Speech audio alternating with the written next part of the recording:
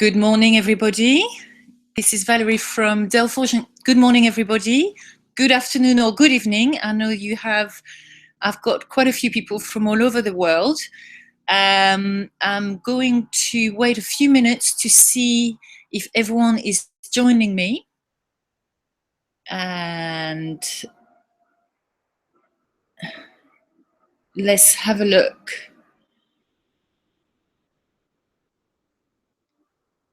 Okay, so I'm Valerie Delforge from, here we go. Thank you very much. Here we go, Tiffen. Thank you. I'm Valerie Delforge. I'm from Delforge & Co. And as promised, today is all about the 5 golden rules to implement in your business, in your spa or salon in 2017, and to give you the best year ever. If you apply those rules, you will see an increase in your revenue. Sari, thank you very much for joining me today. It's really lovely to hear from you. What time is it over there? Because I know it must be the evening by now. So thank you very much for joining me. Today I'm in London, and the weather is bright sunshine. So I've been trying to play around with the lights, but I have to say, as you can see, there's a nice big light next to me. So I'd like to wait a couple more minutes just to see if other people are joining us. It's 11:31, so we're going to give it a few more minutes, and then go on. Sari, could you tell me exactly how many people you have in your spa? Because I can't quite remember how many you are managing.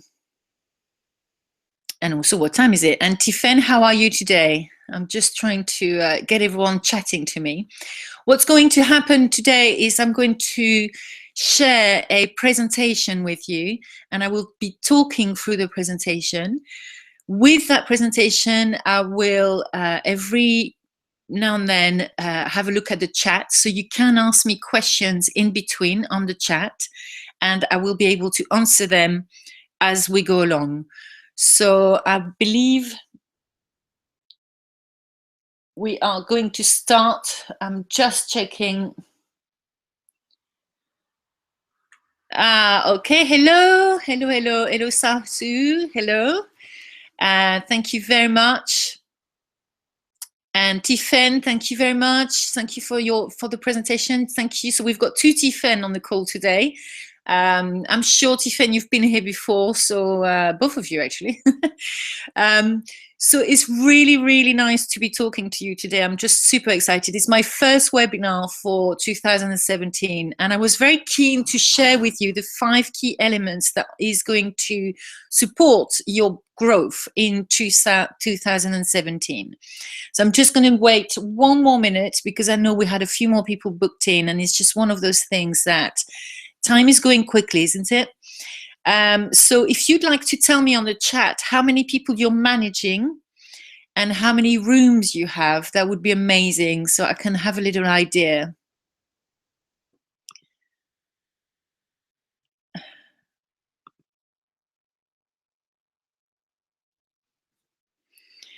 So I can't get everyone to, I've had a request to talk. I'm afraid I can't get everyone to talk on this webinar, purely because it's being videoed, and also there's going to be too many of us to be able to talk. It'll be literally too many voices. So on this webinar, we're only going to hear my voice. However, if you send me messages on the chat, I'll be able to answer any questions you might have.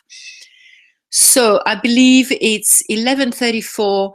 I'm going to start the presentation. So I will check in between. If you've got any questions, please, all you have to do for me is just ask me questions on the chat. Thank you very much. Let's start the presentation. So please bear with me. This is my first webinar time on my own. Yeah, okay, here we go. I'm going to share my content with you. Reduce the webinar jam, and here is my presentation. And I will ask, obviously I can't see anything whilst I'm putting the presentation on. And here we go. So I will ask Tiffen if it works. Tiffen on WhatsApp, can you let me know if everything is working? Okay, wonderful. So welcome to Delphos & Co webinar on 5 roles, 5 golden rules to implement in your spa and salon for a successful 2017. Before we start, I would like to introduce myself, because some of you don't know me, or some of you do know me, but maybe I haven't really introduced the background that I've come from and why I feel this webinar was very, very key for your growth. So I have started in the world of beauty with Clinique. Clinique was extremely commercial, fantastic at learning how to sell, how to retail, how to create those amazing consultations. It's very much purely retail. Then joined Clarins, and Clarins was a 10-year love affair. I started managing large teams, managing a lot of people as well as spas, and I've really discovered not just the retail side of the beauty, I've also discovered the actual service of element of the industry, and I loved it, absolutely loved it. Learned a lot from Clarins in terms of organization, time management. We had quite a lot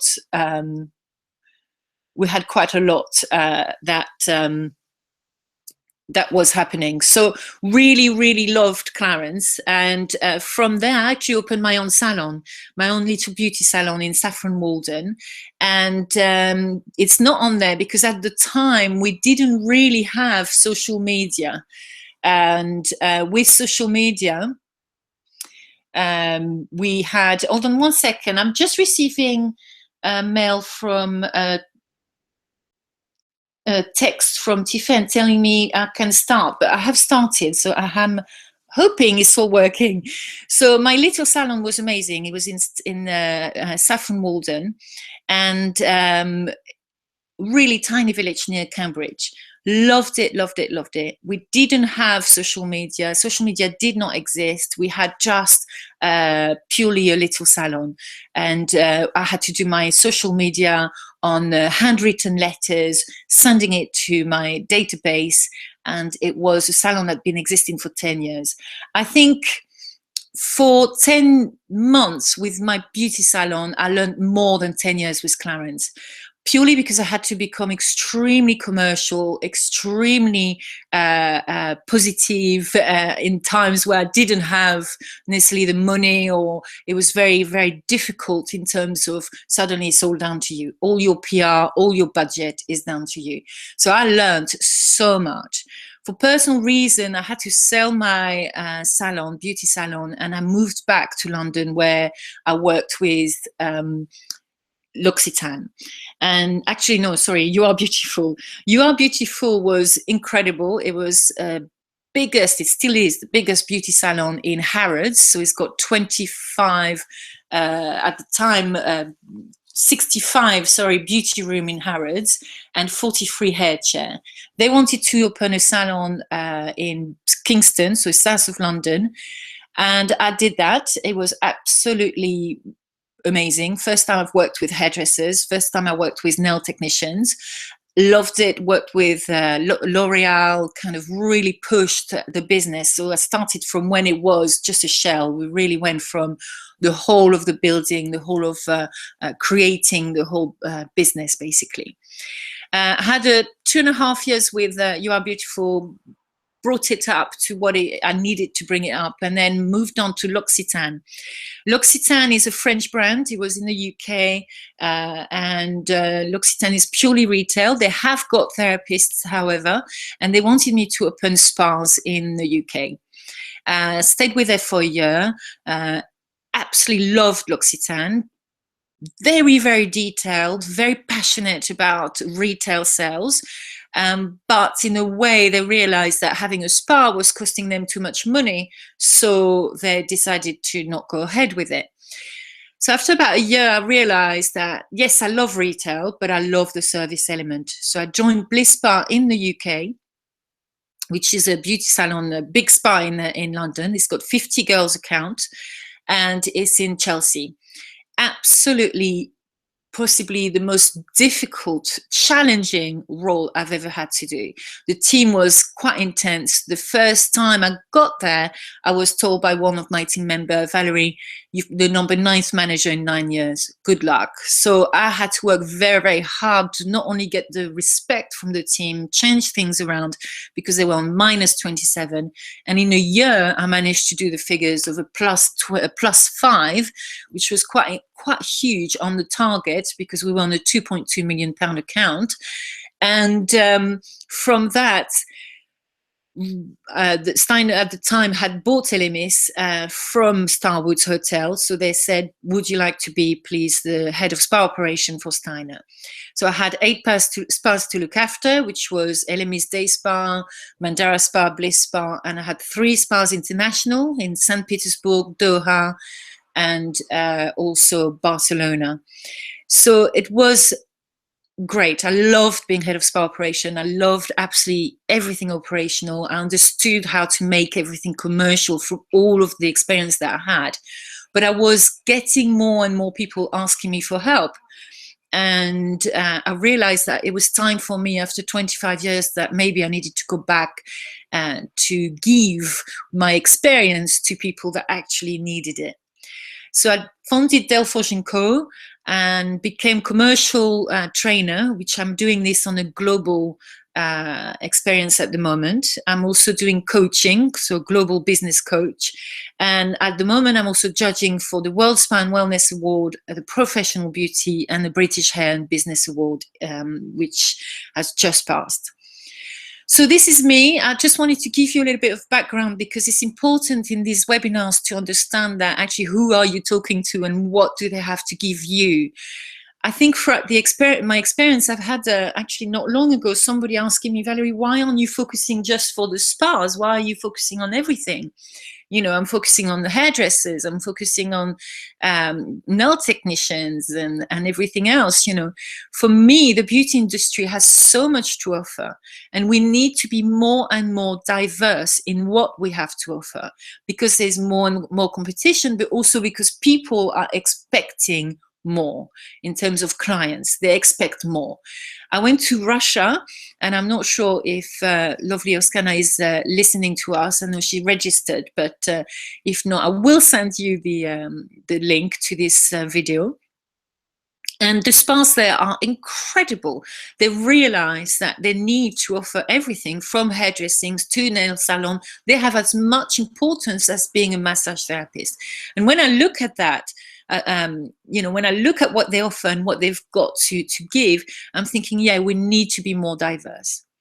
But there are 5 rules, 5 key rules that whether you have a nail salon, whether you have a beauty salon, a hairdresser, whether you are a spa, that is going to make a difference in your figures for the year ahead. So I'd like to share those rules with you. And the first one is manage your online reputation. As I said earlier, when I had my own little beauty salon in Saffron Walden, you know, we didn't have social media, we didn't have Facebook, we didn't even have a CRM. I remember just putting people's email address on the spreadsheet. That was it, and doing everything handwritten. Now, your online reputation is probably the number 1 rule. You need to ensure you're generating within your business all the testimonials that you can, as many as possible.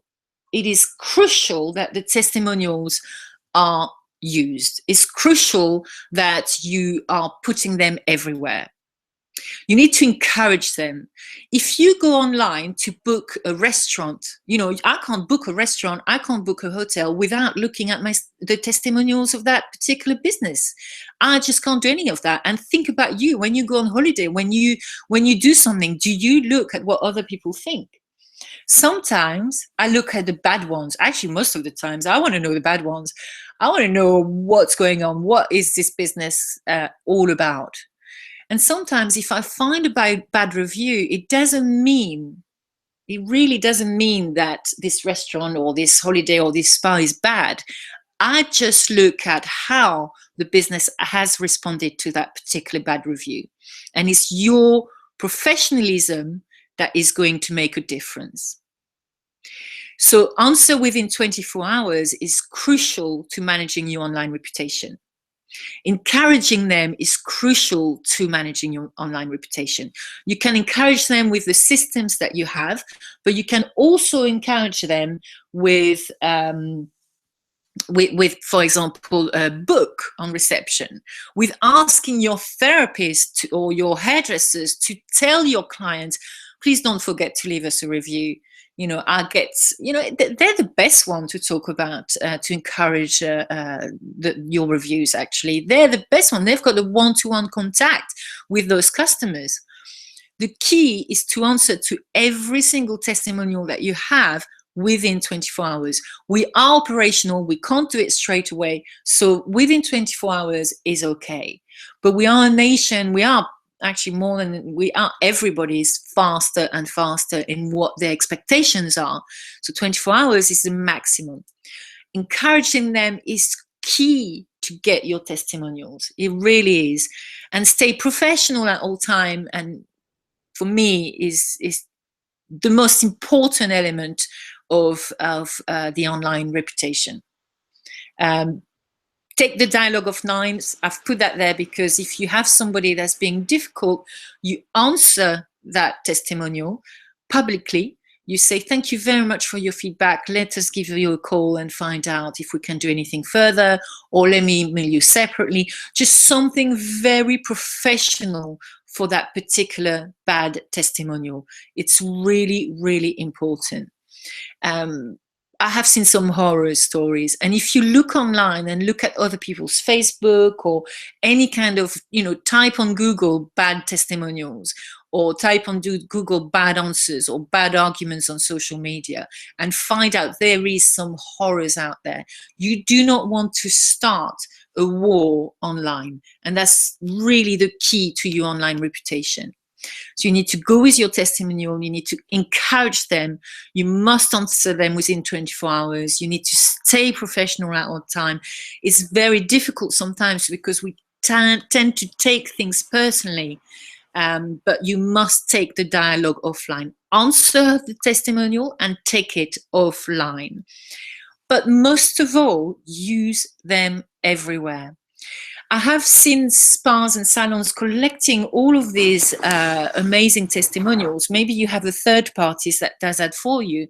For example, you might be on TripAdvisor, you might be on Wahanda, you might be on kind of Google Plus, anything that generate testimonials. But what do you do with those? What can you do with those?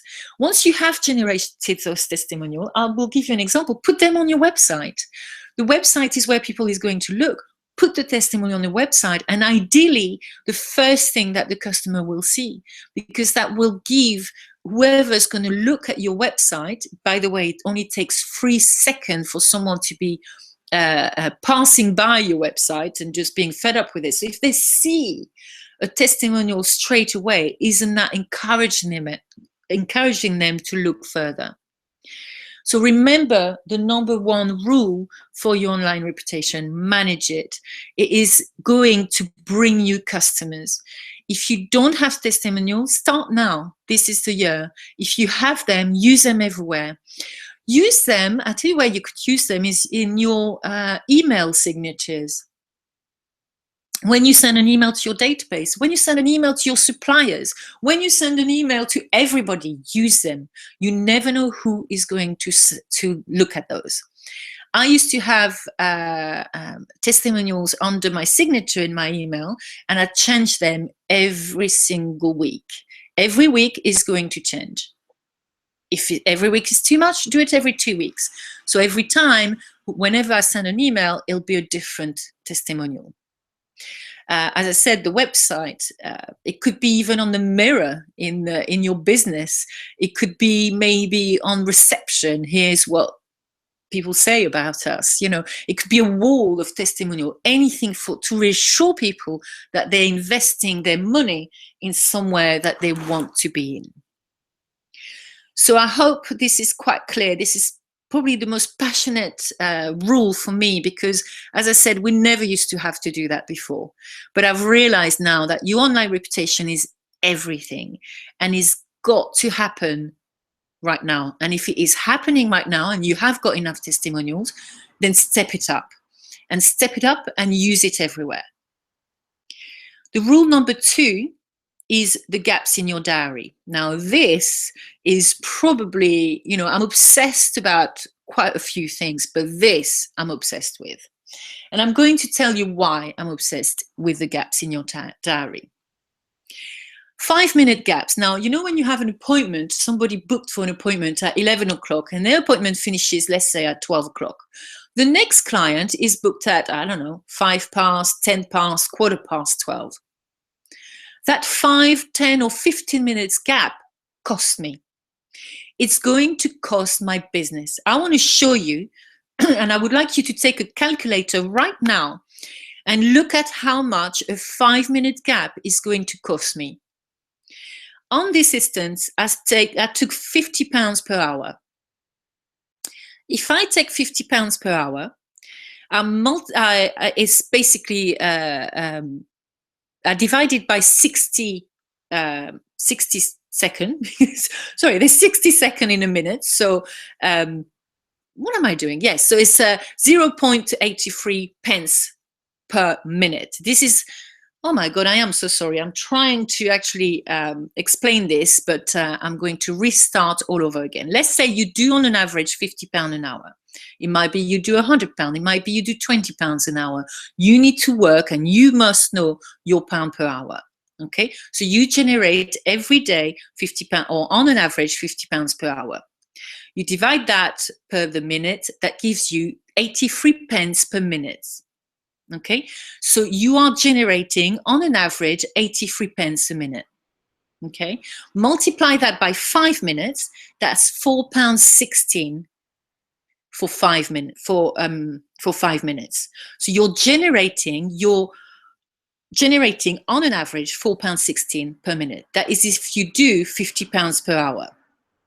You multiply that by 5 gaps a day. So you need to look at your diary when you finish this webinar, go back and have a look back over the last 2-3 months. How many gaps in your diary do you have?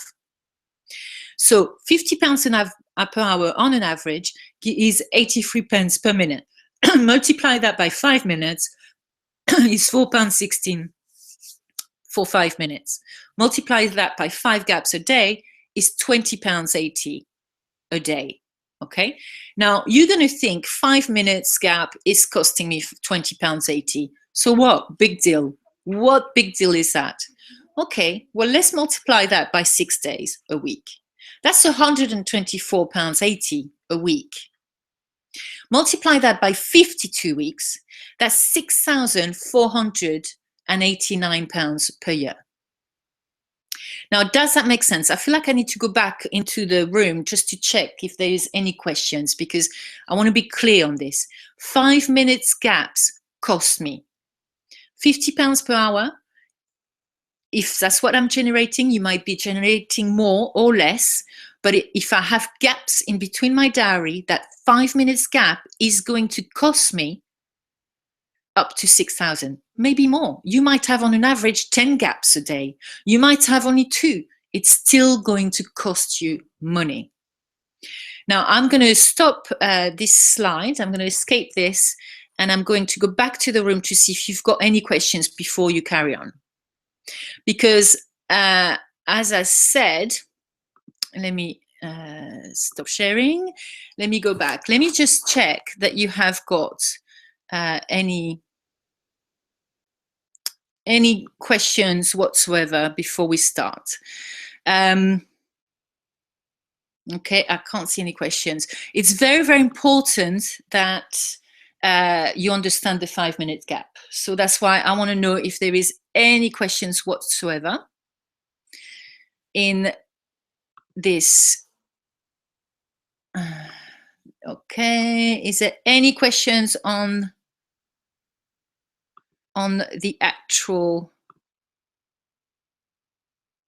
Okay, now I can't even see my questions. This is great. Ah, here we go. There you go. Thank you. Uh, okay.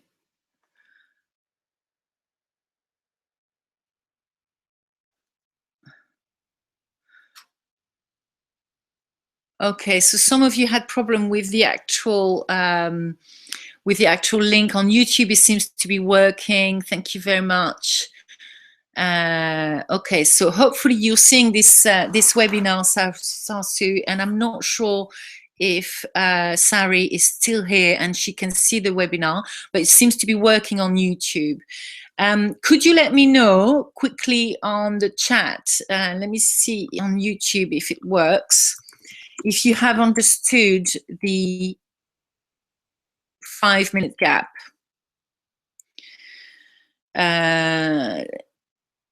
Because that's quite an important one. Now, I was obsessed with the gaps in a diary when I was managing the spas. Why? Because 5 minutes gap is going to cost me.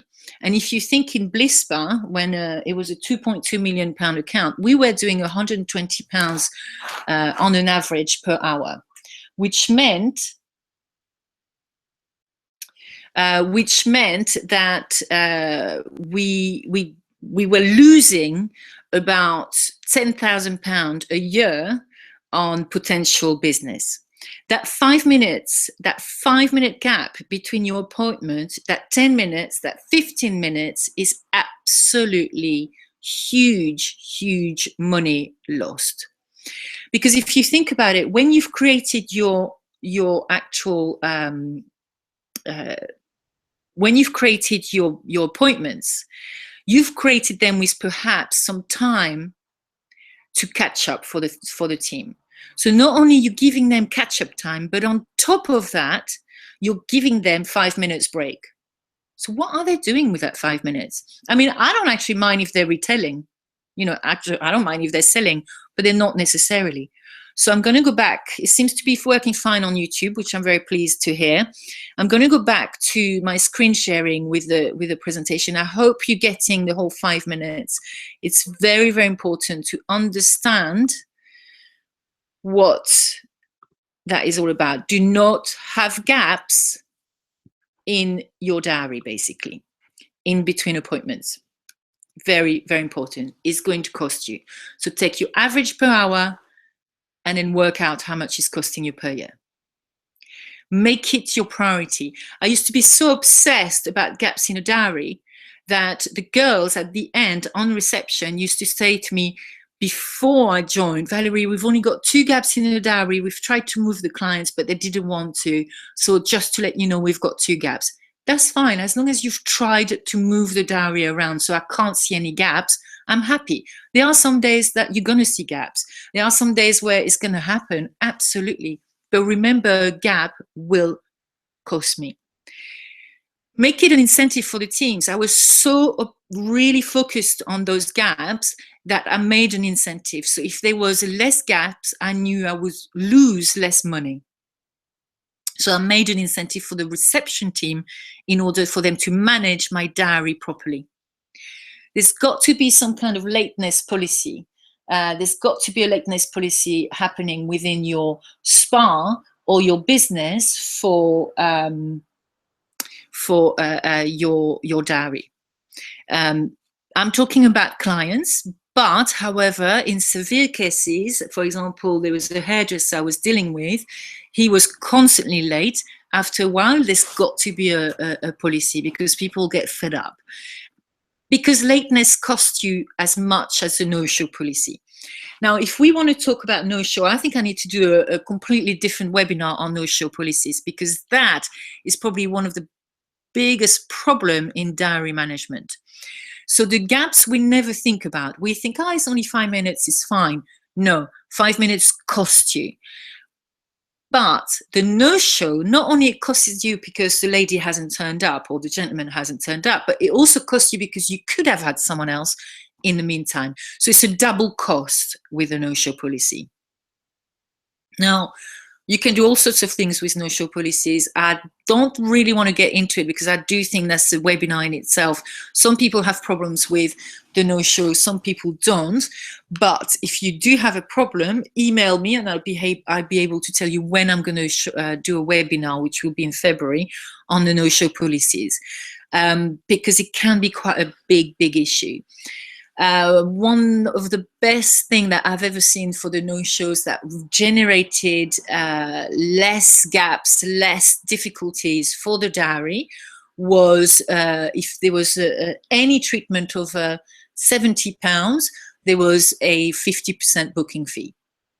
And I think that kind of puts people off if there is a booking fee, in terms of they don't really want to be messed around. So it's probably the best is decide if it's anything over £100, we need to take a booking fee.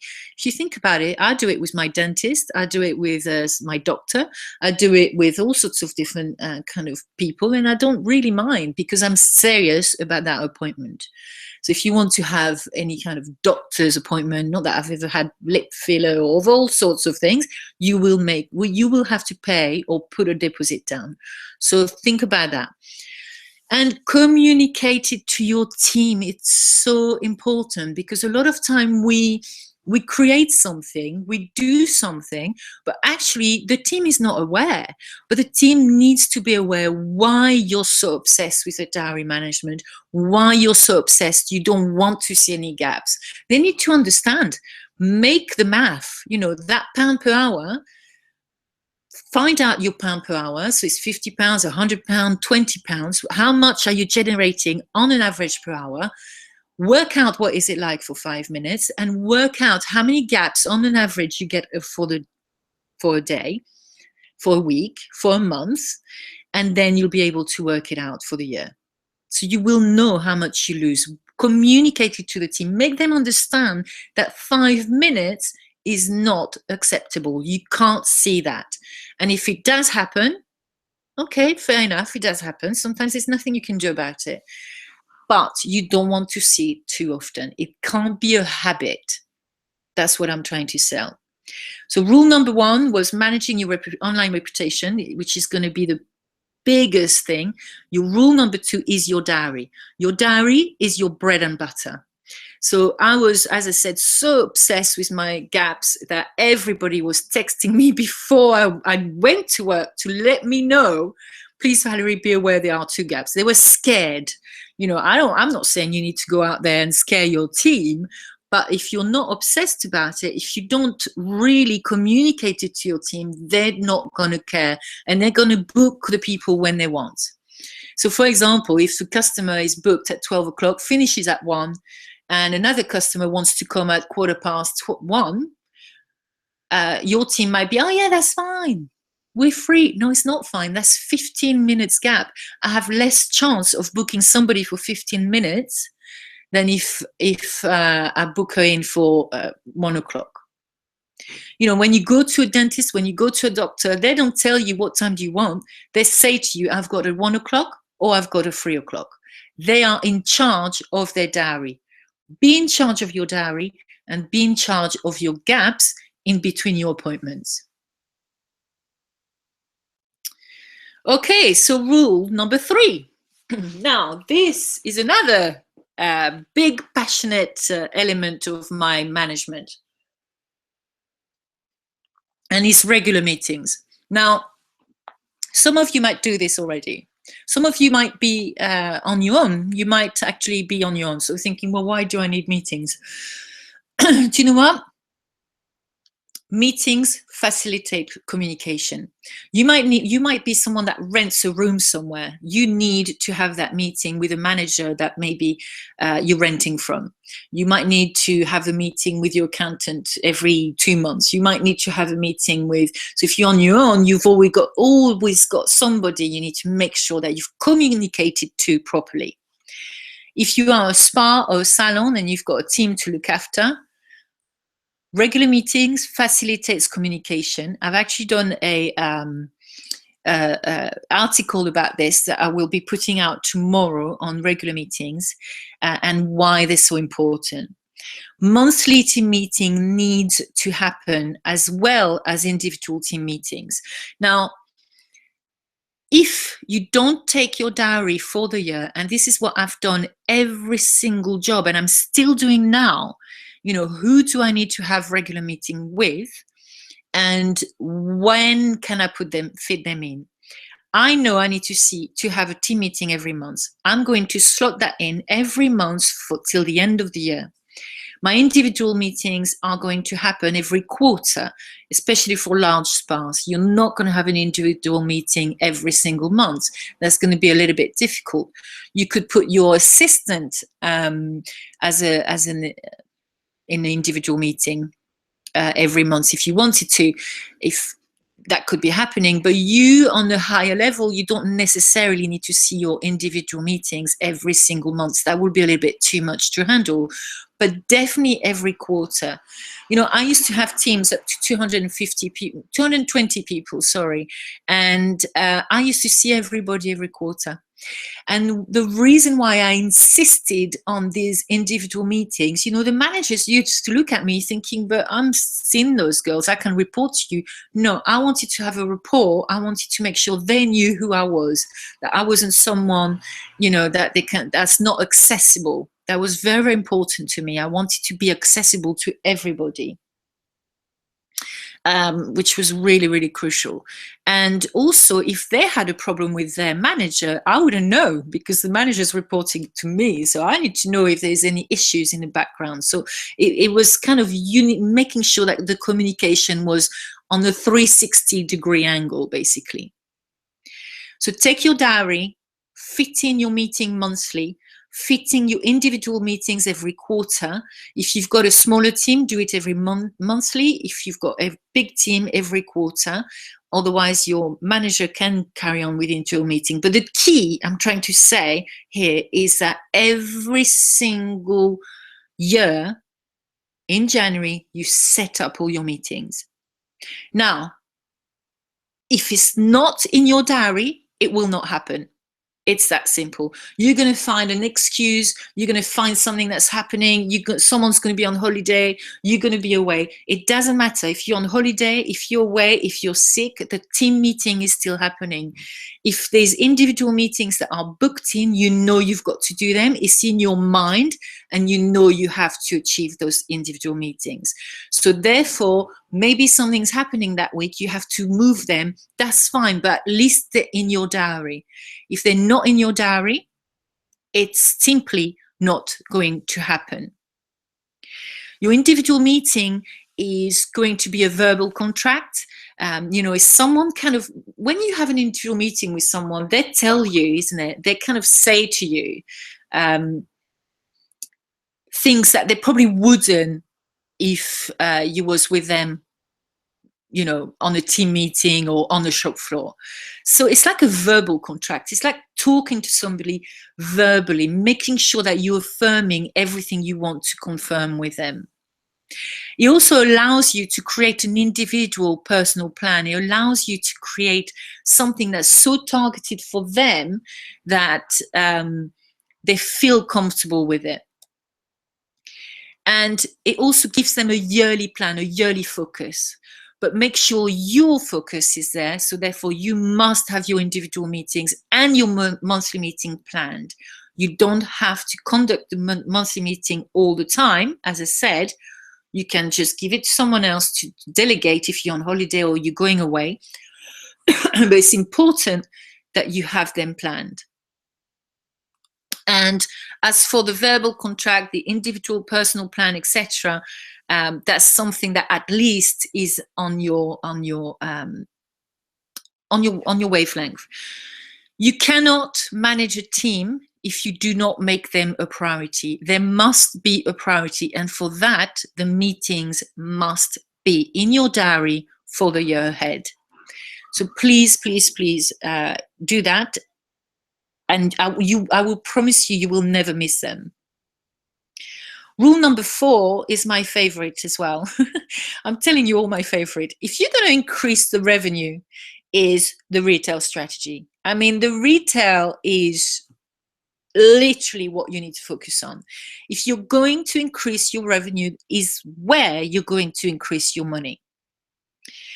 If you all managing places, you all have, maybe you're on your own, but what have you got? What product have you got to increase that revenue with?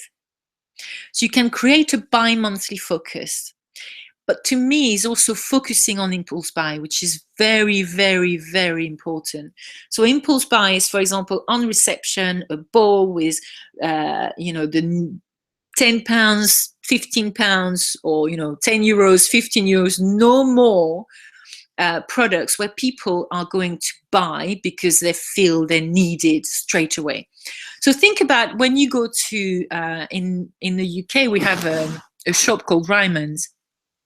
And Ryman is like a shop where you can go and buy envelopes, and you can buy, it's like a big giant post office. Actually, some of them have post office. It's like a supplier for all kind of stationery. And I went there just to buy a £1 envelope, I think it was. And I ended up spending £15 because they had all sorts of things on the till that made me feel like, yes, of course I need pens that are going to last me forever. Of course I need this that is going to, I mean, I didn't think I needed it. I only went in for a £1 envelope, and I ended up spending £15. Impulse buy is everywhere. If you go to a supermarket, I'm pretty sure across the world it's the same. You will see impulse buys. You will see things like, of course I need a lip balm that has got, strawberry in it.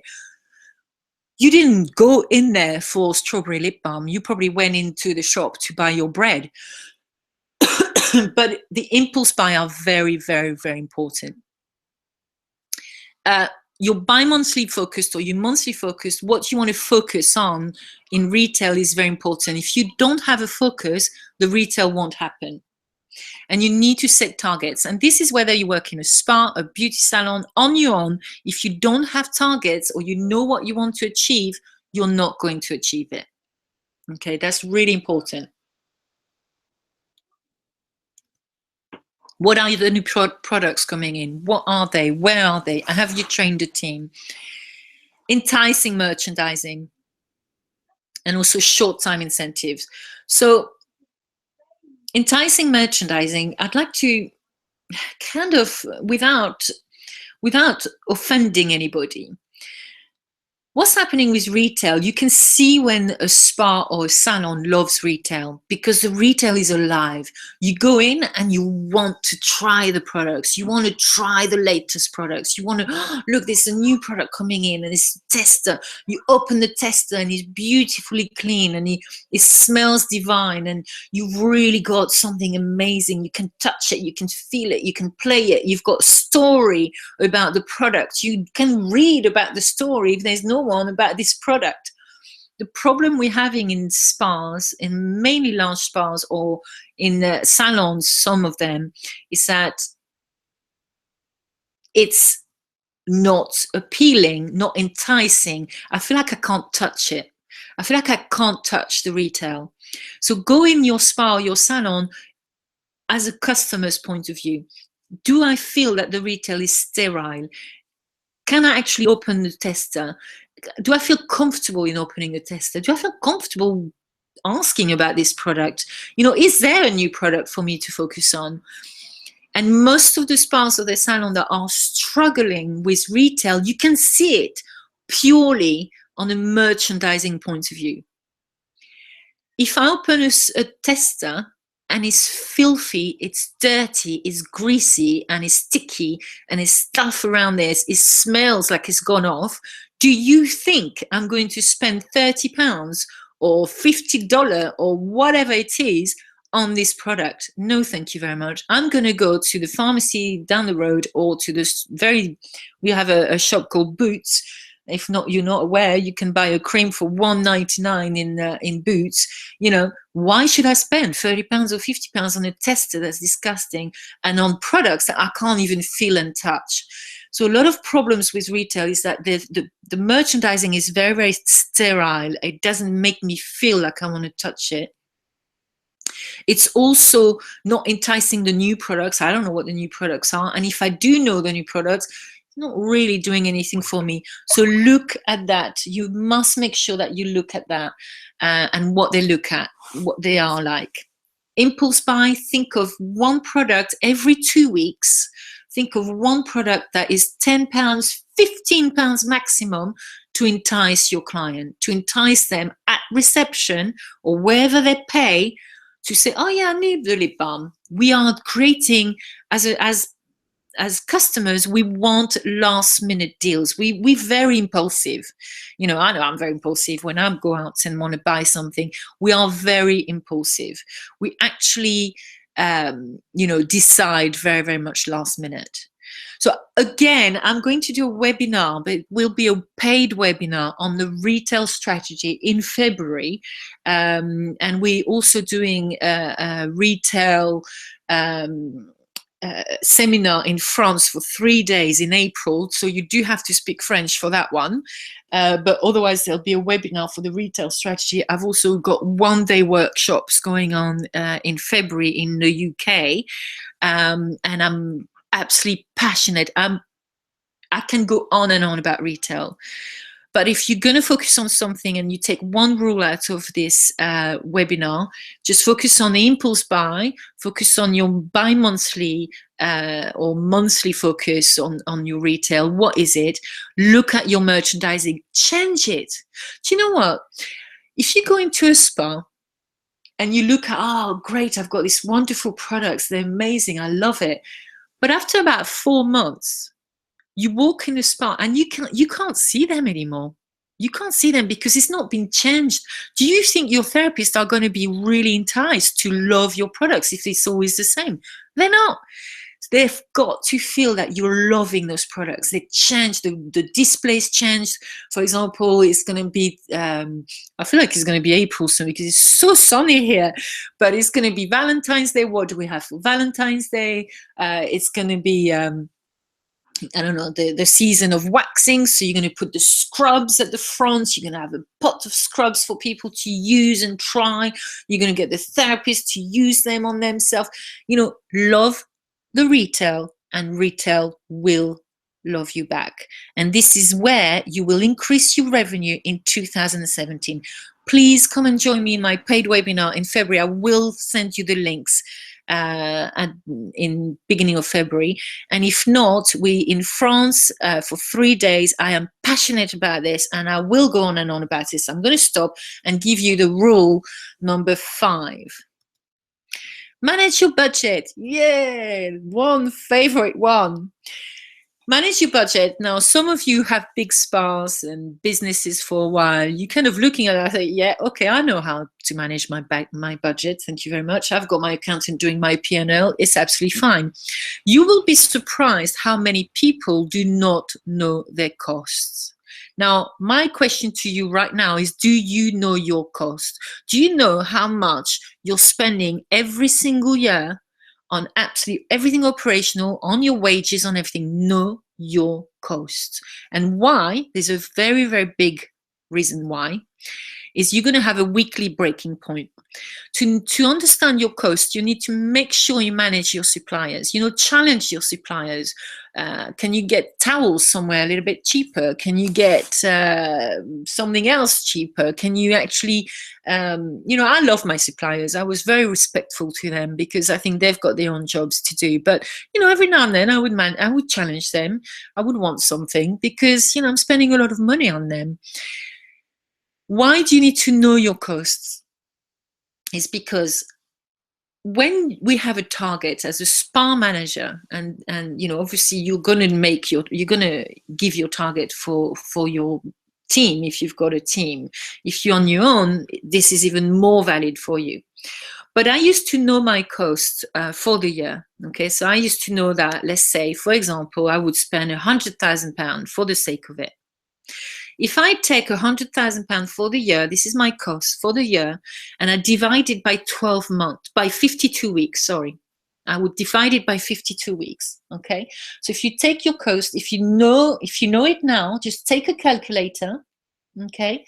and then put it in your calculator, and you divide that by 52 weeks for the year. So £100,000 worth of cost is going to be £1,923 per week. Okay. Now I know, and this is how I've made my figures again and again and again.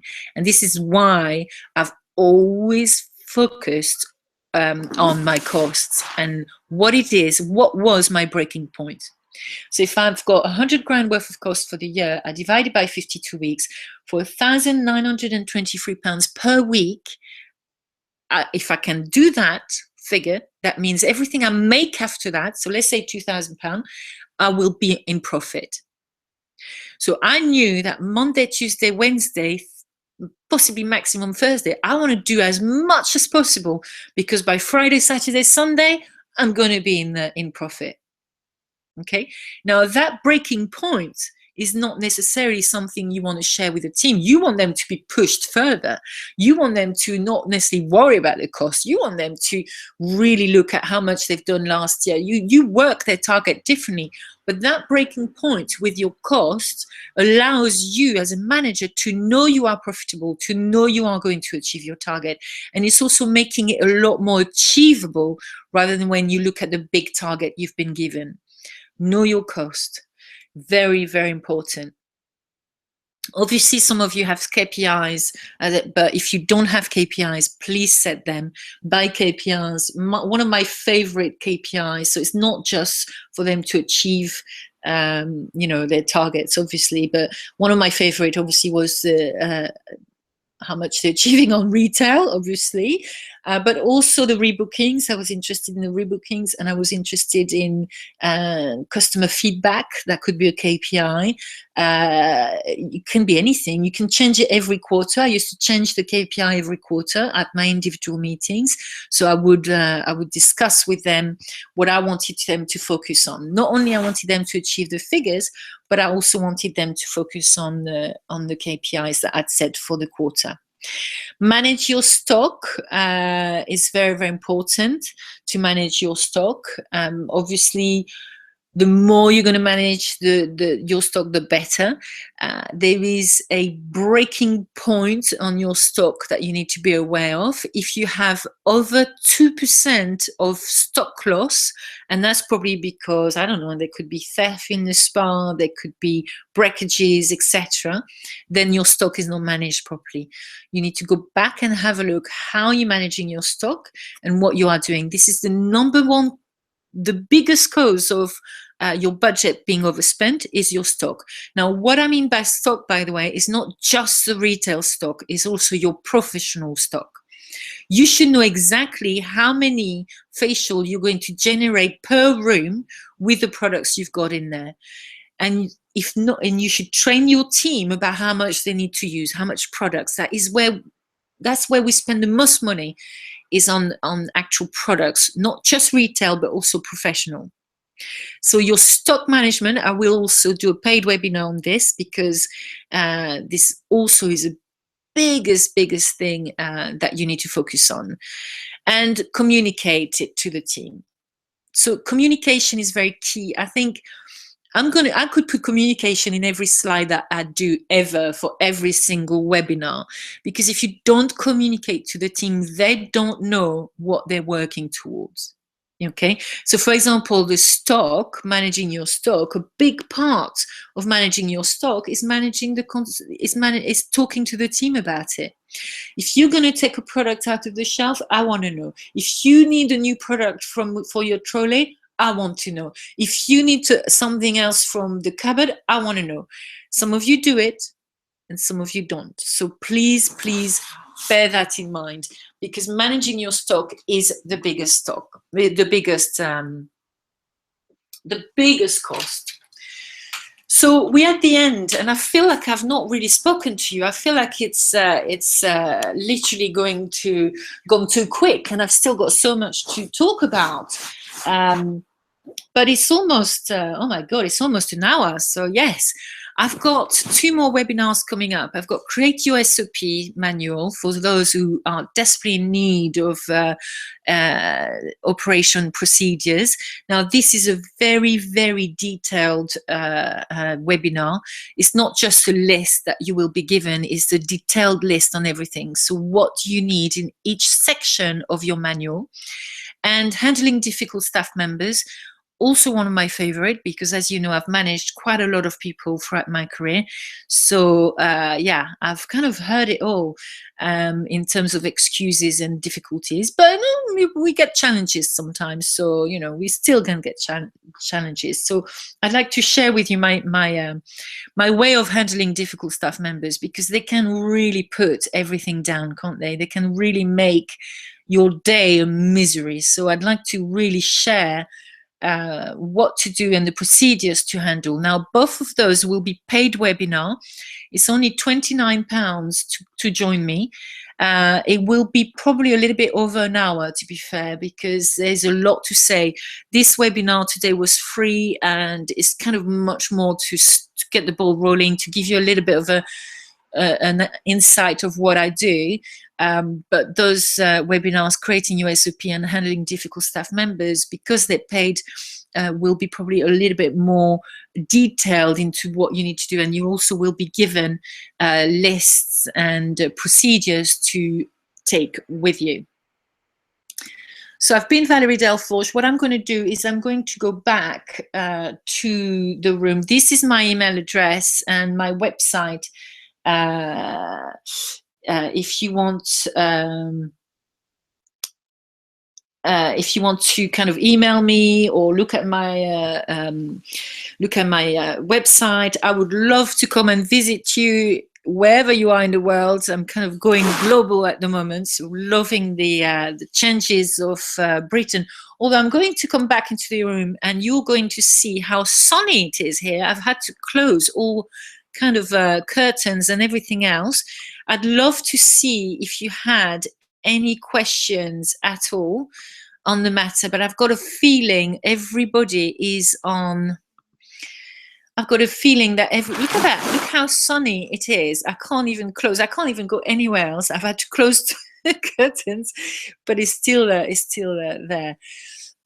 So I think you are on YouTube, and unfortunately on YouTube I can't see if you've got any questions. So what I'm going to do is I'm going to, I can't see if there's any question whatsoever. I don't know if Tiffaine, can you tell me if there are any questions? Tiffaine Modeste? No. So what I'm going to do is I'm going to send you these presentations. You've got a little bit of no question on YouTube. Are you sure you don't have any questions at all? Was it clear? Is there some stuff you need to go through? This was my first webinar on my own. Normally I'm with lovely Tiffaine, and I have to say it's been interesting to do it on your own. It's a little bit nerve-wracking, if I'm honest, because you know you're talking to people, but you don't have the effect of talking with them directly. So it's a little bit weird. Now I feel like I'm completely in the sun. I'm going to try and stand up for a minute. That's better. And what I will do is send you the presentation and email you what you need to email with that presentation. But also, if you have any questions, if you've got anything to ask me, then please, don't hesitate to contact me. And I hope to see you at the webinar for the Handling Difficult Staff Member or the SOP Manual, which will be at the end of January. I'm going to send you the links for those as well. So I hope you've enjoyed it. There's still no questions, so you've been very quiet. I hope this made all sense, and I look forward to seeing you very, very shortly. Do take care, everybody. Ciao, ciao.